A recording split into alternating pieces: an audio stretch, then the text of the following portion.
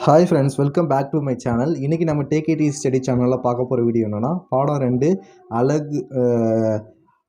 இதில் வந்து பாரம்பரிய மரபியல் அப்படின்ற பாடம் தான் பார்க்க போகிறோம். இதில் இருக்க இம்பார்ட்டன்ட் கொஸ்டின்ஸ் எல்லாமே நம்ம கவர் பண்ண போகிறோம் இந்த வீடியோவில். வாங்க வீடியோக்குள்ளே போகலாம். அதுக்கு முன்னாடி நீங்கள் நம்ம சேனல் சப்ஸ்கிரைப் பண்ணிக்கங்க. கூட ஒரு பெல் ஐக்கனை கிளிக் பண்ணி ஆன் செலக்ட் பண்ணி வச்சுங்க. அப்போ தான் நம்ம இது போல போகிற ஒவ்வொரு வீடியோ உங்களுக்கு இன்ஸ்டன்ட் நோட்டிஃபிகேஷனாக வரும். ஃபஸ்ட் எடுத்தோடனே இந்த கற்றல் நோக்கங்கள் படிச்சுக்கங்க. அதுக்கப்புறம் பார்த்தீங்கன்னா இந்த மரபியல், இந்த அறிமுகம் இருக்குல்ல, இதை படிச்சுக்கங்க. இந்த அறிமுகம் வந்து நான் எல்லா லெசனுமே படிக்க சொல்லுவேன். ஏன் அப்படின்னா இந்த லெசன் உங்களுக்கு புரியணும் அப்படின்னா இந்த அறிமுகம் நீங்கள் படித்து தான் ஆகணும். இதில் இம்பார்ட்டன்ட் கொஸ்டின்ஸ்னால் பார்த்தீங்கன்னா ஃபஸ்ட்டு கொஸ்டினே வந்து பாரம்பரியமும் வேறுபாடுகளும். இது வந்து ரொம்ப இம்பார்ட்டன்ட் கொஸ்டின். இதில் என்னென்னலாம் படிக்கணும் அப்படின்னு பார்த்தீங்கன்னா தொடர்ச்சியற்ற வேறுபாடுகள், தொடர்ச்சியான வேறுபாடுகள், வேறுபாடுகளின் முக்கியத்துவம், இது எல்லாமே படிக்கணும். ஒரு இம்பார்ட்டண்டான 5 மார்க் கொஸ்டின் இது. அடுத்து வந்து மென்டலிசமில் வந்து மரபியல் தந்தை யார் அப்படின்றதெல்லாம் உங்களுக்கு தெரியும்னு நினைக்கிறேன். இதில் என்ன படிக்கணும் அப்படின்னா இதெல்லாம் படித்து பாருங்கள். இந்த கிரெகர் ஜோஹன் மென்டல் பற்றி இங்கே கொடுத்துருப்பாங்க, அதை படித்து தெரிஞ்சுக்கங்க. அடுத்து மென்டலின் வெற்றிக்கான காரணங்கள், இதை படிங்க. அடிக்கடி கேட்பாங்க, மென்டலின் வெற்றிக்கான காரணங்கள் நம்ம கேட்பாங்க. நெக்ஸ்ட்டு வந்து மென்டலின் ஆய்வு முறை தோட்ட பட்டாணி, இதுவுமே கேட்பாங்க, இதுவும் படிச்சுங்க. மென்டலின் பட்டாணி தாவர ஆய்வு, இது very very important 5 mark question. So அதை தெரிஞ்சுக்கிங்க. இதில் என்னென்னலாம் எதுன்னு பார்த்தீங்கன்னா இந்த படம் வரைய வேணாம், முன்னாடி இருக்க படம் வரைய வேணாம், ஆனால் இந்த அட்டவணை போட்டு காட்டி தான் ஆகணும். அதுக்கப்புறம் பார்த்தீங்கன்னா இதிலே வந்து மென்டலியத்துடன் தொடர்புடைய கலை சொற்கள், இதுவுமே இம்பார்ட்டன்ட் கொஸ்டின் தான். ஸோ அடிக்கடி இதுலேருந்து 2 மார்க்ஸ் 1 மார்க்ஸ்லாம் வரும் கலை சொற்கள் யூஸ் பண்ணி. ஸோ அது நீங்கள் தெரிஞ்சு வச்சுருக்கணும். அது மென்டலிய பாரம்பரியத்தின் மென்டலிய விதிகள், ஸோ இதுவுமே இம்பார்ட்டன்ட். இதில் வந்து ஓங்குதன்மை விதி, அடுத்து தனித்து பிரிதல் விதி அப்படின்னு 2 விதி கொடுத்துருப்பாங்க. இது ரெண்டுமே அடிக்கடி 2 மார்க்ஸ் அண்ட் 3 மார்க்ஸில் கேட்பாங்க. ஸோ அது ரெண்டுமே பார்த்துக்குங்க. அடுத்து வந்து பார்த்தீங்கன்னா ஒரு கண்பு, மென்டல் பகுப்பாய்வு மற்றும் அணுகுமுறை. அடுத்து பார்த்தீங்கன்னா ஒரு பண்பு கலப்பு, இதுதான் இம்பார்ட்டன்ட் கொஷின். ஸோ ஒரு பண்பு கலப்பு பார்த்தீங்கன்னா 5 மார்க் கொஷின். ஸோ அடிக்கடி நிறையா இதில் கேட்டிருக்காங்க ஒரு பண்பு கலப்பு. ஸோ ஒரு பண்பு கலப்பை பார்த்துக்குங்க. அது எப்படி இது பண்ணணும், இந்த டேபிள்ஸ் இதெல்லாம் பாருங்கள். உங்களுக்கு தெரியல அப்படின்னா கமெண்ட் செக்ஷன் சொல்லுங்கள், நம்ம இதுக்கு வீடியோஸ் போடலாம். நெக்ஸ்ட்டு மென்டலிய பகுப்பாய்வு மற்றும் அணுகுமுறை. ஸோ இதுவுமே ரொம்ப இம்பார்ட்டன்ட் தான். ஸோ இதுவுமே பார்த்துக்குங்க. இதுவுமே இந்த பாக்ஸு இது எப்படி நடக்குது அப்படின்றதெல்லாம் தெரிஞ்சுக்குங்க. சோதனை கலப்புமே முக்கியம், சோதனை கலப்புமே பார்த்துக்குங்க. பிற்கலப்பு, ஓகேவா. அடுத்து வந்து பிற்கலப்பு பார்த்தீங்கன்னா ஒரு இம்பார்ட்டன்ட் தான், 3 மார்க் கொஸ்டின், ஓகேவா. பிற்கலப்பு எப்படி நடக்குது அப்படின்னு. இரு பண்பு கலப்பு, இது very very important 5 mark question. So இதுவுமே பார்த்துங்க. இரு பண்பு கலப்புமே பார்த்துக்குங்க. இந்த 2வது பாடத்தை பொறுத்த அளவுக்கு எல்லாமே படிக்கிற மாதிரி தான் இருக்கும். இருபண்பு சோதனை கலப்பு, நெக்ஸ்ட்டு வந்து இருபண்பு சோதனை கலப்பு வெரி வெரி இம்பார்ட்டன்ட் தான். ஸோ 20 சோதனை கலப்பும் பார்த்துங்க. மரபணுக்குள்ளே நிகழும் மாற்றங்கள், நெக்ஸ்ட்டு முப்பண்பு கலப்பு அப்படின்னு கூட ஒன்று இருக்குது. ஸோ இதுவுமே பாருங்கள். ஸோ இதில் வந்து ஒரு பண்பு கலப்பு, இரு பண்பு கலப்பு இம்பார்ட்டன்ட். இரு பண்பு கலப்பு அடிக்கடி கேட்பாங்க. ஸோ முப்பண்பு கலப்பும் பார்த்துக்குங்க. அடுத்து வந்து மரபணுக்குள்ளே நிகழும் இடைச்செருக்கள், இதெல்லாம் பார்த்தீங்கன்னா இப்போ 44வது பக்கத்தில் இருக்குது. எல்லாமே நான் லைனாக தான் சொல்லிட்டு வரேன். ஸோ உங்களுக்கு புக்கில் லைனாக தான் இருக்கும். முழுமையற்ற ஓங்குதன்மை கலப்புறா மரபணுக்கள், இதுவுமே ஒரு ஆய்வு. ஸோ இந்த ஆய்வுமே நீங்கள் படிச்சுங்க, இம்பார்ட்டன்ட் அதுவுமே. நெக்ஸ்ட்டு பார்த்தோன்னா இணை ஓங்குதன்மை.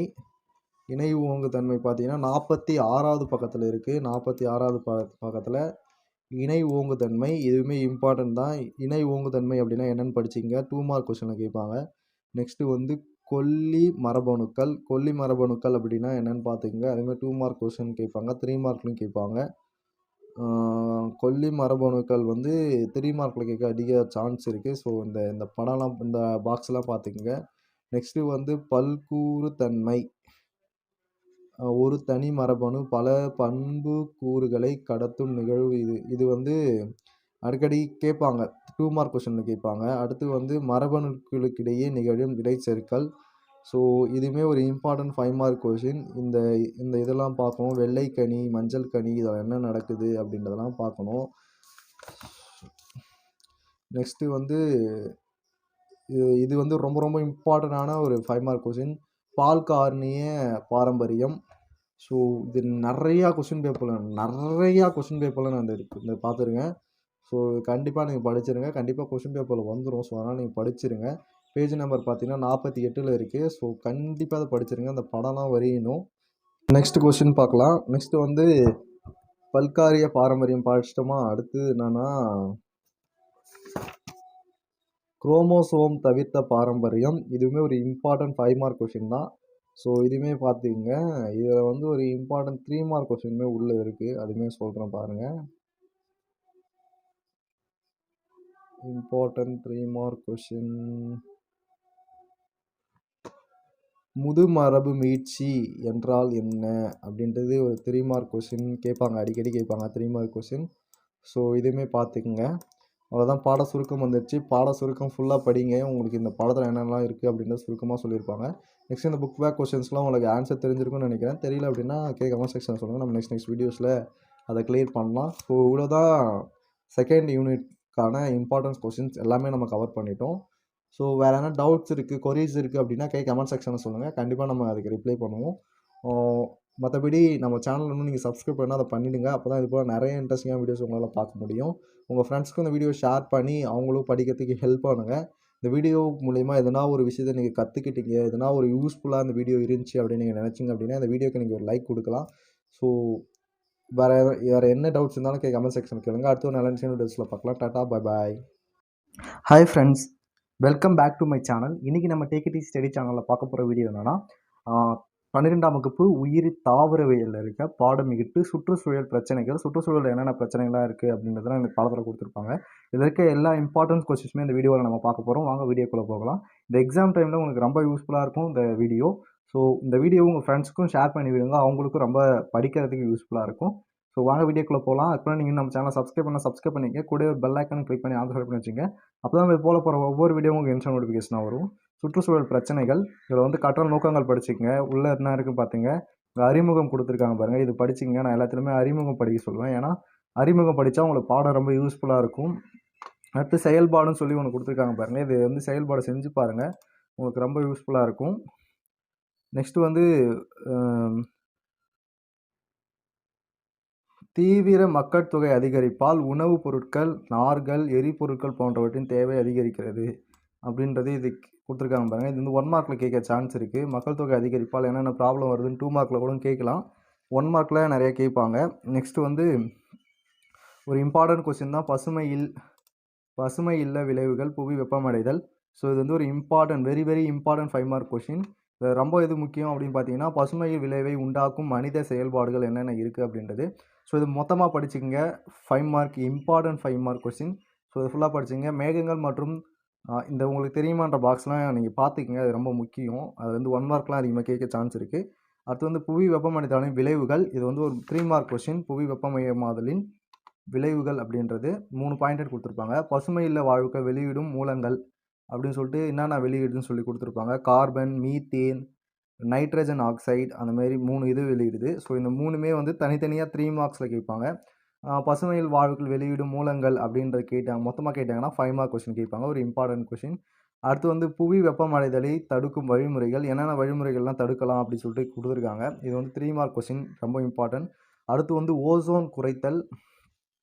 இந்த ஓசோன் குறைத்தலை பார்த்துக்குங்க. இதுவுமே ஒரு இம்பார்ட்டன்ட் கொஸ்டின் தான்.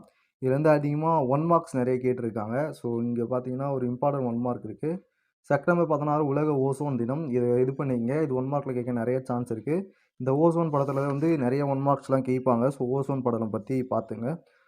நெக்ஸ்ட் ஒரு இம்பார்ட்டன்ட் 5 மார்க் கொஸ்டின் இருக்குது. ஓசோன் குறைதலின் விளைவுகள்.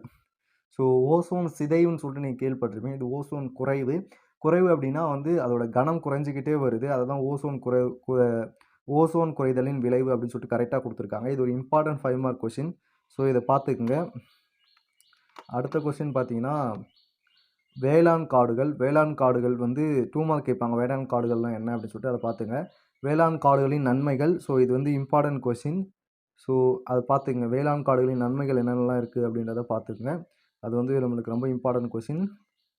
அடுத்து வந்து நிலையந்த வனங்கள் மற்றும் பொழுதுபோக்கு காடுகளை புனரமைத்தல் அப்படின்றதுல உயிரி வேலி மற்றும்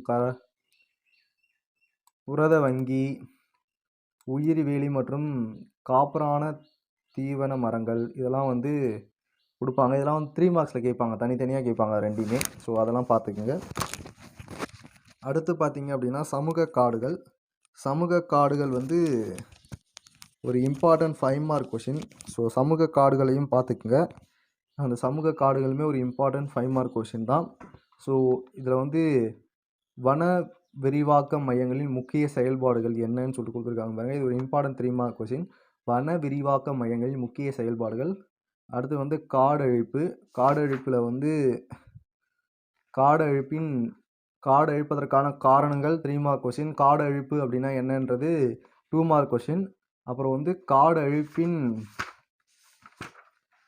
அழிப்பின் விளைவுகள் நெக்ஸ்ட் பக்கத்தில் கொடுத்துருக்காங்க பாருங்க. காடு அழிப்பின் விளைவுகள் வந்து உங்களுக்கு ஒரு இம்பார்ட்டன்ட் 5 மார்க் கொஷின். ஸோ அதை பார்த்துங்க. புதிய காடு வளர்த்தல். இந்த புதிய காடு வளத்தின் நோக்கங்கள் இருக்குது பாருங்கள். இது வந்து ஒரு இம்பார்ட்டன்ட் 5 மார்க் கொஷின். அதை பார்த்துங்க. அப்புறம் வந்து ஆக்கிரமிப்பு செலுத்தும் அயல்நாட்டு தாவரங்கள். ஸோ இதில் வந்து என்னென்னலாம் இருக்குன்னா 1 2 ஸோ 2 தாவரங்கள் இருக்குது. ஸோ 2 தாவரமே பார்த்துங்க. 3 மார்க் கொஷின்ஸில் அடிக்கடி கேட்பாங்க. அதுக்கப்புறம் பார்த்தீங்கன்னா பாதுகாப்பில் அந்தளவுக்கு எதுவும் பெருசாக இல்லை. ஒரு இந்த இடத்துல வந்து பார்த்தீங்கன்னா 199 பக்கம் டேரெக்டாக வந்துடுங்க. 191 பக்கத்தில் கார்பன் கவரப்படுதல் மற்றும் சேமிப்பு. ஸோ இதில் பார்த்தீங்கன்னா உங்களுக்கு ஒரு 3 மார்க் கொஸ்டின் இருக்குது. கார்பன் கவரப்படுதல் மற்றும் சேமிப்பு என்பது வளிமண்டலத்தில் அப்படின்றது வந்து இங்கே எது வரைக்கும் அப்படின்னு பார்த்தீங்க அப்படின்னா முறையாகும் அப்படின்னு சொல்லிட்டு இங்கே இருக்குது பாருங்கள். இது வரைக்கும் இது வந்து ஒரு இம்பார்ட்டன்ட் 3 மார்க் கொஸ்டின். அதை பார்த்துங்க. அடுத்து வந்து மேலே கார்பன் சேமிப்பு கொடுத்துருப்பாங்க. கார்பன் சேமிப்புனா என்ன அப்படின்றத பார்த்துக்குங்க. அடுத்து வந்து கார்பன் வழித்தடம் அதுவுமே பார்த்துங்க. இதெல்லாம் 2 மார்க்ஸில் 3 மார்க்ஸில் கேட்பாங்க. அதுக்கப்புறம் பார்த்தீங்கன்னா ஒரு இம்பார்ட்டன்ட் 5 மார்க் கொஸ்டின் இருக்குது. அது என்ன அப்படின்னா வழித்தடத்தை குறைக்கும் கீழ்கான முறைகளை பின்பற்றலாம். உள்நாட்டில் விளையும் கனிகள் மற்றும் உற்பத்தியாகும் பொருட்களை உண்ணுதல். என்னென்னலாம் பண்ணி வழித்தடத்தினை குறைக்கலாம் அப்படின்னு சொல்லிட்டு கொடுத்துருப்பாங்க. ஒரு இம்பார்ட்டன்ட் 5 மார்க் கொஷின். அதுக்கப்புறம் வந்து மழைநீர் சேகரிப்பு. இது ரொம்ப important, very very important 5 mark question தான் இந்த மழைநீர் சேகரிப்பு. மழைநீர் சேகரிப்பின் சுற்றுச்சூழல் பயன்கள் என்னென்ன இருக்குது அப்படின்றது ஒரு இம்பார்ட்டன்ட் 5 மார்க்கு. ஏரிகளின் முக்கியத்துவமும் ஒரு இம்பார்ட்டன்ட் கொஷின் தான், அதுவுமே பார்த்துக்குங்க. அடுத்து வந்து சுற்றுச்சூழலை தக்க மதிப்பீடு. அதில் வந்து சமூகத்திற்கு சுற்றுச்சூழல் தக்க மதிப்பீட்டினால் ஏற்படும் நன்மைகள் இருக்குது பாருங்கள். இது ஒரு இம்பார்ட்டன்ட் 3 மார்க் கொஷின். இது பார்த்துக்குங்க. அதுக்கப்புறம் பார்த்தீங்க அப்படின்னா உயிரின பன்ம தாக்க மதிப்பீட்டு பயன்கள். இந்த பயன்கள் வந்து உங்களுக்கு இம்பார்ட்டன்ட் கொஷின். இது பார்த்துங்க. நெக்ஸ்ட் வந்து புவியியல் சார் தகவல் அமைப்பு. புவியியல் சார் தகவல் அமைப்பில் வந்து இந்த புவியியல் சார் தகவல் அமைப்பின் முக்கியத்துவம் இருக்குதாங்க. இது ஒரு இம்பார்ட்டன்ட் கொஷின். அதுக்கப்புறம் பார்த்தீங்கன்னா லாஸ்ட்டாக ஒரே ஒரு சின்ன இது இருக்குது. சிறப்பு பயன்கள் அப்படி சொல்லிட்டு கொடுத்துருக்காங்க. இதுவுமே ஒரு இம்பார்ட்டன்ட் 3 மார்க் கொஷின். இது எல்லாமே பார்த்துங்க. அவ்வளோதான், பாட சுருக்கம் வந்துடுச்சு. பாடம் சுருக்கில் இந்த பாடம் ஃபுல்லாக நம்ம என்ன படித்தோம் அப்படின்றத கொடுத்துருப்பாங்க. ஸோ இது எல்லாமே பாருங்கள். நெக்ஸ்ட் வந்து மதிப்பீடு. இந்த புக் பேக் கொஷின்ஸ்லாம் உங்களுக்கு ஆன்சர் தெரியும்னு நினைக்கிறேன். தெரியல அப்படின்னா கமெண்ட் செக்ஷன் சொல்லுங்கள். கண்டிப்பாக நான் உங்களுக்கு நெக்ஸ்ட் வீடியோஸில் அதை கிளியர் பண்ணுறேன். அவ்வளோதான் ஃப்ரெண்ட்ஸ் இந்த வீடியோ. வேறு எதனா டவுட்ஸ் இருந்துச்சு அப்படின்னா கமெண்ட் செக்ஷனில் கேளுங்க, நான் உங்களுக்கு ரிப்ளை பண்ணுறேன். அவ்வளோதான் ஃப்ரெண்ட்ஸ். இன்னும் நம்ம சேனல் சப்ஸ்கிரைப் பண்ணிங்க. கூட ஒரு பெல் ஐக்கானை கிளிக் பண்ணி ஆன் செலக்ட் பண்ணி வச்சுங்க. அப்போ தான் இது போல் போகிற ஒவ்வொரு வீடியோ உங்களுக்கு இன்ஸ்டன்ட் நோட்டிஃபிகேஷனாக வரும். உங்கள் ஃப்ரெண்ட்ஸ்க்கும் இந்த வீடியோ ஷேர் பண்ணி அவங்களுக்கும் படிக்க ஹெல்ப் பண்ணுங்கள்.